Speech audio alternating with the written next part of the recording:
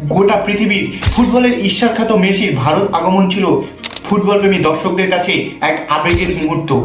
ঠিক সময়সূচি মেনে কলকাতা বিমানবন্দরে ল্যান্ড করে মেসির প্রাইভেট জেট শুক্রবার রাতে। শনিবার ঠিক সকাল 11টার সময় মেসির যুবভারতী ক্রীড়াঙ্গনে প্রবেশের কথা ছিল। টাইম সূচি মেনে 8:30 নাগাদ সাধারণ দর্শকদের জন্য খুলে দেওয়া হয় যুবভারতীর গেট। 11টা নাগাদ মেসি প্রবেশ করার সাথে সাথে যুবভারতীতে সম্পূর্ণ চরিত্র বদল ঘটে। মেসি মেসি ধ্বনিতে মুখরিত স্টেডিয়াম মুহূর্তে বদলে গেল বিপর্যয়ে। কারণ যারা মেসিকে নিয়ে এসেছিল তারাই মেসিকে ঘিরে ছবি তুলতে ব্যস্ত।